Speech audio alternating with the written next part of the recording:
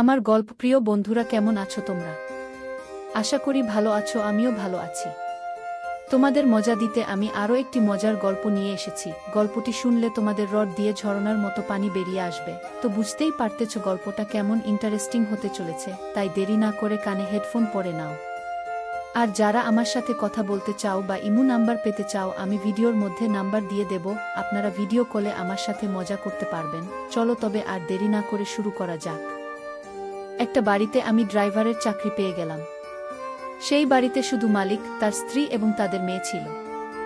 আমি মালিকের মেয়ের ড্রাইভার ছিলাম। মালিকের মেয়ে বড় একটা কলেজে পড়ে আর আমি তার গাড়ি চালাতাম। একদিন হঠাৎ করে মালিক ও তার স্ত্রী 2 মাসের জন্য দুবাই চলে গেলেন। বাড়িতে এখন শুধু ওনার মেয়ে আর আমি একা আছি। কিন্তু সেই সময় আমার মাথাটা ঘুরে গেল যখন মালিকের মেয়ে তার ঘরে আমাকে ডেকে আমার সাথে। আমার নাম সুমিত এবং আমি পাঞ্জাবের একটি গ্রামের বাসিন্দা। আমি কাজের খোঁজ দিল্লিতে চলে আসি এবং বিশেষ কোনো দক্ষতা না থাকার কারণে কাজ না পেয়ে রাস্তায় রাস্তায় ঘুরে বেড়াচ্ছিলাম। তখন আমার এক বন্ধুর আমার অবস্থা দেখে আমার উপর সহানুভূতি হয় এবং আমাকে গাড়ি চালানো শিখিয়ে দেয়। সেই বন্ধুর জন্যই আমি একটি বাড়িতে ড্রাইভারের চাকরি পেয়ে যাই। সেই বাড়িতে বাড়ির মালিক, ওনার স্ত্রী এবং তার মেয়ে থাকতেন। আমার সেই বন্ধু আমার দায়িত্ব নিয়ে কাজের সিফারিশ করে, তখন মালিক আমাকে তার মেয়ের ড্রাইভার হিসেবে রেখে দেন। মালিকের মেয়ে একটি বড় কলেজে পড়াশোনা করেছিল এবং আমি তার গাড়ি চালাতাম। তাকে প্রতিদিন সকালে কলেজ ছেড়ে আবার বাড়িতে ফিরিয়ে নিয়ে আসতাম। প্রায়শই সে সন্ধ্যায় তার বন্ধুদের কাছে যেত, সেখানে নিয়ে যাওয়া এবং নিয়ে আসার কাজ আমারই ছিল। আমার গ্রামে জন্ম, সেখানেই বড় হই, সেই আদর্শে আমি সবাইকেই খুব শ্রদ্ধা করি। এমনকি মালিকের মেয়ের দিকেও কোনোদিনও চোখ তুলে তাকাইনি। মালিকের মেয়ের নাম ছিল সুরুচি এবং খুবই সুন্দরী ছিলেন। তবে আমি সবসময় তার সাথে নিচু করে কথা বলতাম। আমি মালিক এবং তার স্ত্রীকে খুবই সম্মান করতাম, কারণ ওনারা দুজনে মানুষ হিসেবে খুবই ভালো ছিলেন। সুরুচি সারা রাস্তা আমার সাথে অনেক কথা বলতে বলতে আসত। তুমি মাথা নাড়ানো ছাড়া কখনোই কোনো কথা বলতাম না। তবে সে খুব স্মার্ট ছিল এবং প্রতিটি ক্লাসে প্রথম হতো। তবে সুরুচি যেন মুখে সোনার চামচ নিয়ে জন্মেছিল। সে যা বলতো মালিক তৎক্ষণাৎ তার কথা মেনে নিতে। সুরুচি নতুন গাড়িটি অর্ডার করেছিল, তাই মালিক তৎক্ষণাৎ একটি নতুন গাড়ি তাকে কিনে দেয়। সুরুচি আমাকে বলে, দেখো, তোমার জন্য একটা নতুন গাড়ি নিয়েছি। সেটা শুনে আমি হাসলাম। সে সবসময় আমার সাথে কথা বলতো আর হাসি মজা ইয়ার্কি ঠাট্টার চেষ্টা করত। তবে আমি সবসময় আমার নিজের সীমানাতে থাকতাম। যখনই সুরুচি বাজারে যেত, অবশ্যই আমার জন্য কিছু নিয়ে আসত। সে জানত যে আমার বোন বিয়ে আছে সামনে। সে আমার বোনের জন্য কিছু জিনিস কিনত আর বলতো গ্রামে পাঠিয়ে দাও বিয়ের জন্য। আমি তার অভ্যাস এবং আচরণ সম্পর্কে খুব ভালো করে জানতাম। তবে আমি যা জানতাম না তা হল এই সুরুচি একদিন আমার চরিত্রের দিকে আঙুল তুলবে।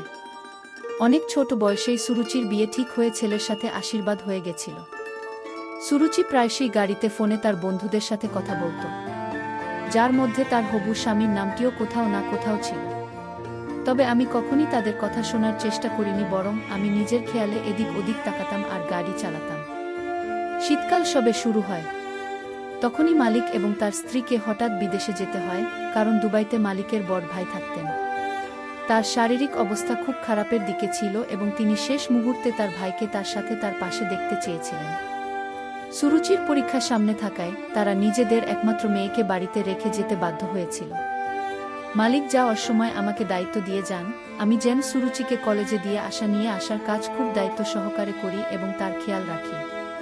কারণ আমি এই বাড়িতে প্রায় 3 বছর হতে চলেছে কাজ করছি। সুতরাং এই বাড়ির সবাই আমাকে খুব বিশ্বাস করতে শুরু করেছিল। মালিক খুব ভালো করে জানতেন যে আমি তার মেয়ের দিকে চোখ তুলে তাকাইও না। মালিক ও তার স্ত্রী 2 মাসের জন্য দুবাইতে চলে গেলেন এবং আমি সমস্ত আন্তরিকতার সাথে আমার দায়িত্ব পালন করতে শুরু করি। কিছুদিন পরে আমার ছোট বোনের বিয়ে ছিল এবং সেই কারণেই আমার ভীষণ অর্থের প্রয়োজন ছিল। আমি সুরুচিকে কলেজে ছেড়ে কাছাকাছি একটি মেকানিকের দোকানে যেতাম এবং সেখানে বসে কাজ শিখতাম, যাতে আমি এই কাজটি অবসর সময়েও করতে পারি। আর তাই এই মালিকের বাড়ি থেকে ছুটি হয়ে যেত, তাই আমি চাইতাম পরের সময়টুকু যাতে আমি দোকানে বসে কাজ করতে পারি, যাতে তাড়াতাড়ি কিছু টাকা সঞ্চয় করে বোনের বিয়ের জন্য গ্রামে পাঠাতে পারি। যতদিন মালিক উপস্থিত ছিলেন না, আমার তাড়াতাড়ি কাজ শেষ হয়ে যেত ছুটি, কারণ সুরুচি বেশিরভাগ সময় বাড়িতেই থাকত।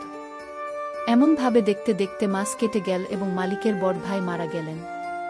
সেই রাতে সুরুচি আমাকে একটা কল করে আর বলে যে তার শরীর ঠিক নেই, আমি যেন তাদের বাড়ি এখনই যাই, হয়তো তাদের ডাক্তারের কাছে যেতে হতে পারে। আমি ওর কথা শুনে চিন্তায় পড়ে গেলাম, এত রাতে আমার বাড়ির ভিতরে যাওয়াটা ঠিক হবে কিনা ভেবে। তবে অসুস্থতার সময় আমি সুরুচিকে একা ছেড়ে দিতে পারি না। সে তার জেঠুর মৃত্যুর খবরে ভীষণভাবে দুঃখে মর্মাহত ছিল। আমি সারা রাত ওর সাথে থেকে ওর দেখাশোনা করি। সকালের দিকে ওর শরীর কিছুটা ঠিক আছে বলে অনুভব করে, তারপর আমি আমার কোয়ার্টারে ফিরে আসলাম। সময় দ্রুত গতিতে কেটে যাচ্ছে, কিন্তু সুরুচি স্বাস্থ্য সেদিন থেকেই আর সেইভাবে ঠিক হচ্ছে না। ও তারপর থেকে কেমন যেন ভীষণ উদাসীনভাবে জীবনযাপন শুরু করেছিলেন। আমি ভেবেছিলাম মা বাবার থেকে এতদিন ধরে দূরে থাকায় ওর মন ভীষণ ভারাক্রান্ত হয়ে উঠেছে। তবে আমি কি জানতাম সত্যি ব্যাপারটা কি ছিল। মালিক 1 মাস তার দাদার ছেলে মেয়েদের সাথে থাকে এবং পুরো 2 মাস পরে তারা দুজনেই বাড়ি ফিরে আসেন। আমি তাদের দেখে খুব খুশি হয়েছিলাম, কিন্তু ঠিক সেই সময় যেন আমার পায়ের তলা থেকে মাটি সরে গেল। মালিক যখন পাশে পড়ে থাকা লাঠিটা তুলে আমাকে বাজেভাবে মারতে শুরু করলেন আর ভীষণ খারাপ ভাষায় গালিগালাজ করেন। আমি বুঝে উঠতে পারছিলাম না যে আমি কি এমন ভুল করেছি যে মালিকরা এত রেগে আছেন। তিনি আমার কথা শুনতে বিন্দুমাত্র রাজি ছিলেন না। তারপর যখন পুরো ব্যাপারটা জানতে পারি, আমি হতভম্ব হয়ে যাই। সুরুচি আমাকে এই অপবাদ দিয়েছিল যে আমি তার সাথে জোর করে তার সম্মানহানি করেছি, আর সেই কারণে এখন সে যা হতে চলেছে। আর এই কথাটা সে ভয় তার মা বাবাকে ফোন করে বলেনি, যাতে আমি অন্য কোনোভাবে তার আর ক্ষতি না করি। আমি আশ্চর্যজনকভাবে সুরুচিকে দেখেছি সে কিভাবে একটার পর একটা মিথ্যা কথা বলে যাচ্ছে। আমি তো সুরুচিকে খুব সিধে সাদা মনে করেছিলাম, কিন্তু সে তো আমারই চরিত্রের দিকে আঙ্গুল তুলেছিল। মালিকরা আমার কোনো কথা শুনতেই রাজি ছিলেন না, আর সুরুচিও তার মিথ্যা নিতে রাজি ছিল না। সে বলছিল যেদিন তার জেঠু মারা যায় সেদিন ওর শরীর ঠিক ছিল না, তাই সে আমাকে তার ঘরে ডেকেছিল। সুরুচি অনুভব করেছিল যে সম্ভবত তার একজন ডাক্তারের কাছে যাওয়ার দরকার ছিল, তবে হাসপাতালে নেওয়ার পরিবর্তে আমি তাদের সাথে ভুল কাজ করছিলাম। মালিক পুলিশকে ফোন করে আমাকে জেলে পাঠানোর সিদ্ধান্ত নিয়েছিলেন, তবে সুরুচি ওনাকে আটকে দেয়। সুরুচি তার বাবাকে বলে যে এর মাঝে পুলিশের খবরদারিতে তার সম্মান নষ্ট হবে। সুরুচির বাবা আমাকে কাজ থেকে বরখাস্ত করেছিলেন। এই জন্য আমি ভীষণভাবে ভেঙে পড়েছিলাম। সেই সময় আমার কাছে কোনো কাজ ছিল না, তোমার এত তাড়াতাড়ি অন্য কোনো কাজ ও খুঁজে পাওয়া খুব মুশকিল ছিল। তার মধ্যে আমার বোনের বিয়েও সামনে এসে গেছিল। আমি মালিকের দেওয়া কোয়ার্টারেই থাকতাম, আর এখন আমার মাথা গোজার মতো কোনো ঠাঁই ছিল না। সুতরাং আমি আবার মালিকের বাড়িতে আসতে বাধ্য হয়েছিলাম এবং তাকে আমার নির্দোষতা সম্পর্কে বোঝাতে চেয়েছিলাম। তবে মালিক আমার সামনে এমন একটি শর্ত রেখেছিলেন যে আমি হতবাক হয়ে যাই। মালিক আমাকে বলেছিলেন যে আমায় কয়েক মাসের জন্য সুরুচিকে বিয়ে করতে হবে। যখন সন্তানটির জন্ম হয়ে যাবে তারপর তুমি ওকে বাড়িতে রেখে চলে যেও।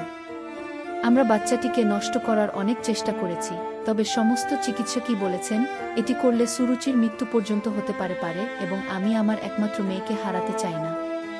সুরুচির হবু স্বামী ও তাকে ছেড়ে চলে গেছে এবং সমাজে আমাদের আরও বদনাম হওয়ার আগে সুরুচিকে তোমার সাথে বিয়ে দেব, আর তুমি ওকে তোমার সাথে তোমাদের গ্রামে নিয়ে যেও।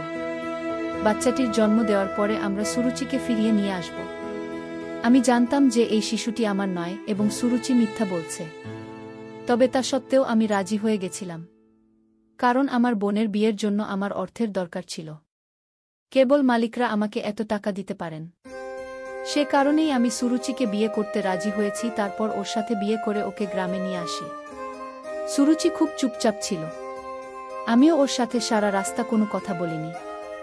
গ্রামে আমার মা এবং পরিবারের অন্য সব সদস্যরা সুরুচি দেখে অবাক হয়ে গেছিল। যখন আমি আমার মাকে বললাম আমি বিয়ে করেছি, আমার মাও অবাক হয়ে বলল, এত বড় কথা তুই আমাকে আগে বলিসনি। তোর বিয়ে দেওয়া নিয়ে আমি কত স্বপ্ন দেখেছিলাম। যদিও বা তারপর আমার মা সুরুচি দেখে খুশি হয়ে গেছিল। সুরুচি ভীষণ সুন্দর ছিল। এইরকম সুন্দরী ও যুবতী পুত্রবধূ দেখে আমার মায়ের সমস্ত অভিযোগ মিটে যায় এবং সে সুরুচিকে আমার ঘরে নিয়ে যায় আর গ্রামের মহিলাদের মতো ওকে সজ্জিত করে। আমি বোনের বিয়ের সাজ সরঞ্জাম শুরু করি এবং আমি যখন রাতে ঘরে আসি দেখি সুরুচি নতুন কনের সাজে আমার বিছানার এক কোণায় বসে আছে। আমি তাকে দেখতে থাকি। সে যেন স্বর্গের অপ্সরার মতন দেখতে লাগছিল। প্রথম দেখাতেই যেন আমি আমার স্ত্রীর প্রতি মন হারিয়ে ফেলেছিলাম। কিন্তু আমি কিভাবে ভুলে যেতে পারি যে আমার স্ত্রী কিভাবে আমার চরিত্রে কালি মাখিয়েছিল। আমি যখন তার কাছে গিয়ে বিছানায় বসেছিলাম তখন সে ভয়ের কপিতে শুরু করে। ও খুব ভালো করে জানত কিভাবে আমাদের বিয়েটা হয়েছিল। আমি ওকে কিছু বলতাম তার আগেই সুরুচি কাঁদতে কাঁদতে আমার পায়ের কাছে এসে বসে পড়ে।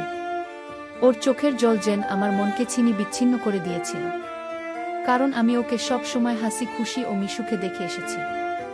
সুরুচি কাঁদতে কাঁদতে বলতে লাগলো ও আমার চরিত্রে যে দাগ লাগিয়েছে তার জন্য খুবই লজ্জিত, আর ও নিজের ভুলও খুব ভালো করে বুঝতে পেরেছে। কিন্তু এই সব ও আমাকে বদনাম করার জন্য করেনি, বরং ভীষণভাবে বাধ্য হয়ে করেছে। আমি রাগ আর বিরক্তির সাথে ওর দিকে তাকাই আর বলি, তুমি যতই বাধ্য হয়ে করে থাকো না কেন, তোমার এই মিথ্যে কথাতে আমার মান সম্মান আর এক বিন্দু রইল না। তুমি দোষ করেও বেমালুম ঘুরে বেড়াচ্ছ, আর আমি কিছু না করেও আমার মালিকের চোখে ছোট হয়ে গেলাম। তোমার এইসব মিথ্যেচারের জন্য আমি চেয়েও কোনোদিনও তোমাকে ক্ষমা করতে পারব না। কিন্তু আমি এতটাও নীচ নই যে আমার বাড়িতে আসা কোনো মহিলার সাথে আমি কোনো রকম অসভ্যতা করব। তাই তুমি এই ঘরে নির্দ্বিধায় থাকো, তোমার কোনো জিনিসের কোনো রকম অসুবিধা হবে না। আর যখন তুমি তোমার বাবার সাথে এখান থেকে যাবে তখন তুমি পুরোপুরি মুক্ত। আমি নিজেই তোমাকে তোমার সন্তানের সাথে বাড়িতে পৌঁছে দিয়ে আসব। আমি সুরুচিকে আমার পায়ের কাছ থেকে তুলে বিছানায় বসিয়ে ঘর থেকে বাইরে যেতে লাগলাম। কিন্তু ঠিক তখনই সুরুচির কথাতে আমার পা থেমে গেল। ও বল যে আমি এমন কোনো অপরাধ করিনি যার জন্য আমাকে এখানে এভাবে অপেক্ষা করতে হবে। না, আমি তোমাকে তোমার মালিকের চোখে ছোট করেছে, বরং তোমার মালিক তোমাকে খুব ভালোবাসেন আর উনি তোমার উপর সবথেকে বেশি ভরসা করেন। এই জন্য তোমার মালিক তার জীবনের সবথেকে মূল্যবান সম্পত্তি তোমাকে দিয়ে দিয়েছেন। আর উনি আমাকে বলেছেন আমি বিয়ের পর তোমাকে যেন সব সত্যিটা বলে দিই। সুরুচির কথায় আমি অবাক হয়ে গেলাম। আমি সুরুচির দিকে ফিরে তাকালাম। প্রথমবার ওর চোখে চোখ রেখে অনুভব করলাম এই অষ্টাদশী মেয়েটি কি নিষ্পাপ। না জানি কি অবস্থার শিকার ও। সুরুচি বলতে শুরু করল ও আসলে গর্ভবতী নয়, বরং সুরুচির বাবা ওর জীবন বাঁচাতে আমাকে মিথ্যে বলতে বাধ্য হয়েছিলেন। সুরুচি আমার কাছে এগিয়ে এসে আমার হাত ধরে বিছানায় নিয়ে গিয়ে বসাল। সুরুচি খুব শান্তভাবে সব বলতে লাগল আর আমি চুপ করে শুনতে লাগলাম। ও আরও বলল ওর বাবার তার এক বন্ধুর ছেলে দীপিকের সাথে খুব ছোটবেলায় ওর বিয়ে ঠিক করে রেখেছিলেন।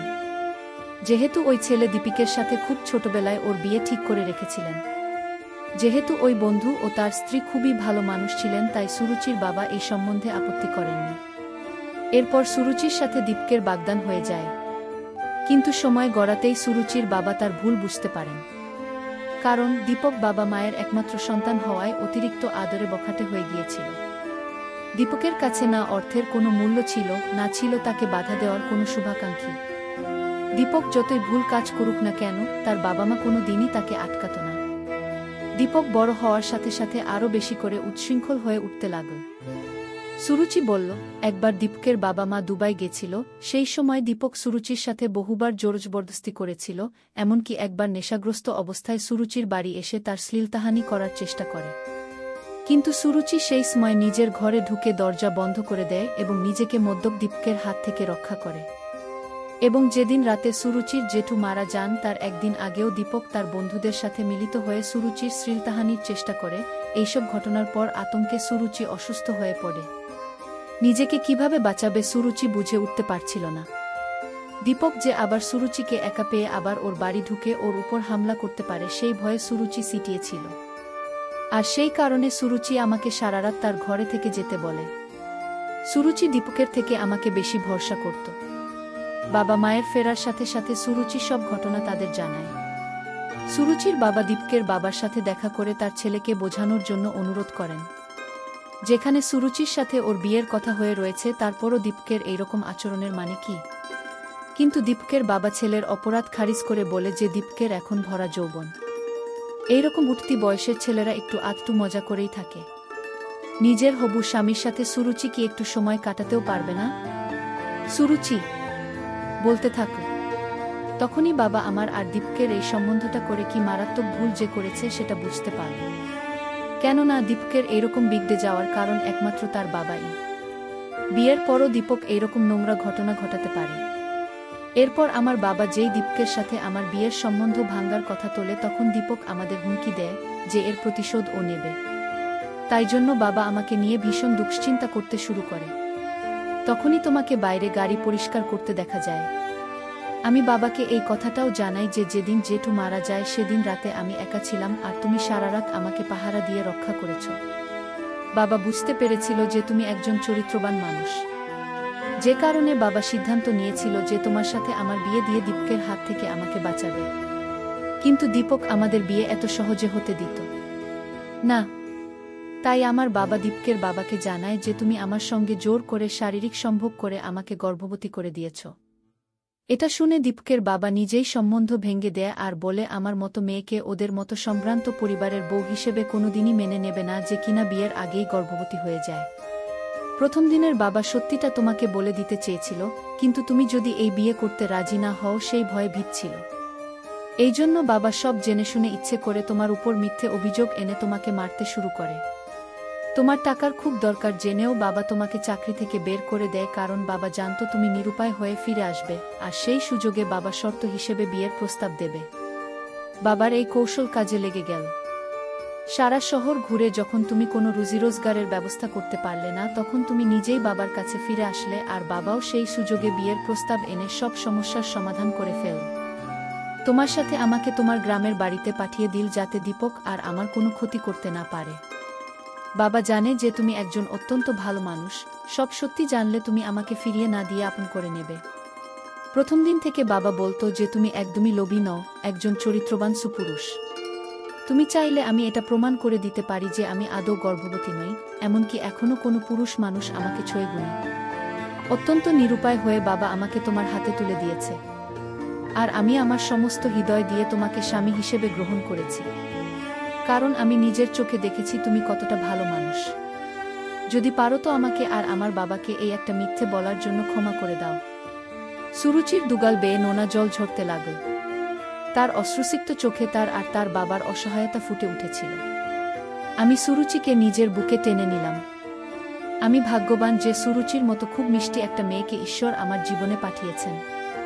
আমার বোনের বিয়ের নিয়ম আচারের পাশাপাশি মা আমার বিয়ের রীতিও শুরু করে দিয়েছেন। গ্রামের অন্যান্য মহিলাদের মতো আমার স্ত্রীকেও সুন্দর বেশভূষায় দেখে আমার খুব আনন্দ হচ্ছিল। সুরুচি তার বাবাকে ফোনে জানিয়ে দেয় যে এখানে আমাদের বিয়ের সমস্ত বন্দোবস্ত হচ্ছে। সেটা জানার পর সুরুচির বাবা মাও আমাদের আশীর্বাদ করার জন্য চুপি চুপি আমাদের বাড়ি চলে আসেন। আমার মালিক অর্থাৎ সুরুচির বাবা এসেই হাত জোর করে আমার কাছে ক্ষমা প্রার্থনা করেন, কিন্তু আমি তো আগে থেকেই ওনাকে ক্ষমা করে দিয়েছি। নিজেই একটা বোনের ভাই, তাই আমি খুব ভালো করে বুঝি যে কোনো বাবা অথবা ভাইরা নিজের বাড়ির মেয়েদের এমন কারোর হাতে তুলে দেবে না যে দুশ্চরিত্র ও উচ্ছৃঙ্খল। এটা আমি খুব ভালো করে বুঝতে পেরে গেছিলাম যে শিশু বয়সে কোনোদিন কারোর বিয়ের সম্বন্ধ করে রাখা উচিত নয়, কেননা বড় হয়ে কে কী পথ বেছে নেবে তা কেউ বলতে পারে না। আমাদের মেয়ে বোন এতটাই সন্তান নয় যে কোনো দুশ্চরিত লোকের হাতে তাদের তুলে দেওয়া যায়। হতেও পারে সে বড় হয়ে অন্য কাউকে ভালোবেসে ফেল, যা আমাদের ধারণার বাইরে।